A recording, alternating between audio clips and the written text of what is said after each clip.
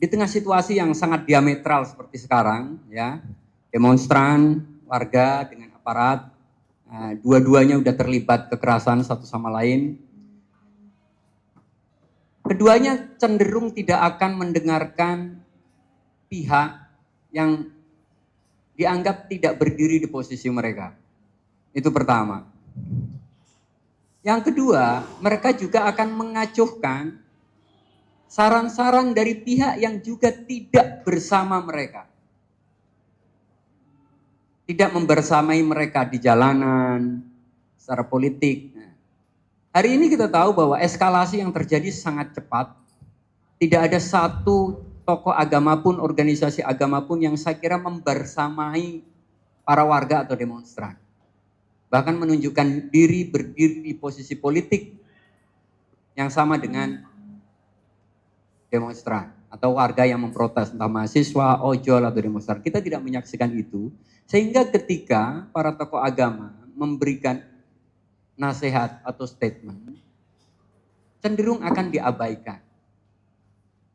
Semua kelompok akan cenderung mendengarkan mereka yang dianggap peduli dan membersamai mereka, dan mereka yang ada di jalan tidak menyaksikan itu, selain memang situasinya, eskalasinya sangat cepat, hanya dalam 2 hari. Hanya dalam 2 hari.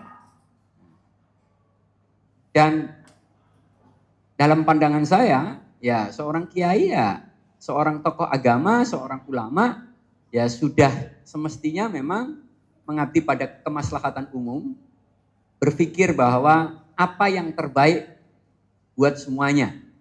Seruan perdamaian, seruan menahan diri, saya kira itu penting dan sangat bagus. Tetapi juga kalau tidak diimbangi kepada seruan juga kepada pihak-pihak yang dianggap dolim, itu juga warganya juga mungkin merasa itu tidak adil. Isunya dari awal ini adalah keadilan, kesenjangan, yang satu orang warga penghasilannya cuma berapa, anggota DPR-nya yang ratusan juta per bulan, protesnya dari situ. Kemudian juga protes terhadap kekerasan karena ada ojol yang dilindas oleh kendaraan. Artinya ada korban dan ada pelaku.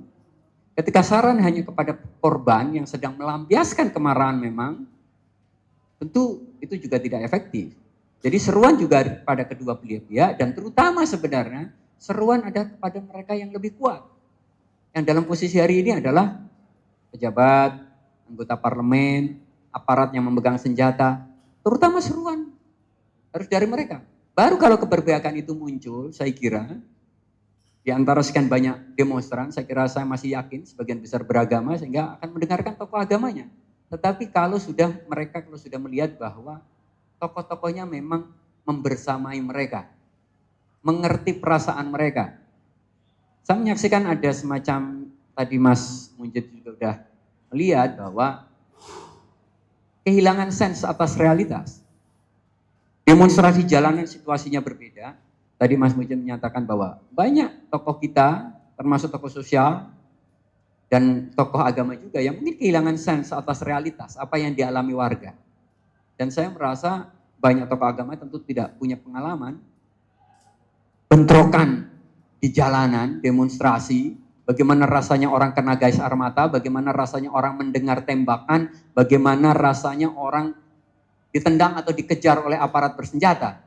Nah, itu psikologinya udah berbeda lagi, dan saya kira banyak tokoh kita tidak punya sense atas perasaan massa yang ada di jalanan. Mungkin menyaksikan hanya, ada pembakaran apa. Semua kita kutuk, semua kita serukan agar warga kita mulai belajar.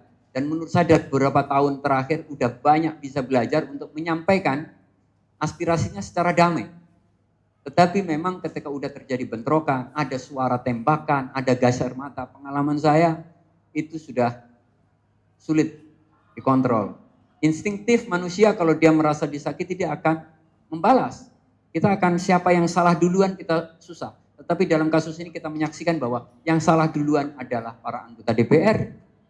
Udah menaikkan tunjangannya sebegitu besar, statement arogan, dan aparat keamanan yang sangat jelas ditonton oleh seluruh rakyat republik ini melindas orang yang sudah terjatuh. Nah, saya kira kita harus melihat akar masalah.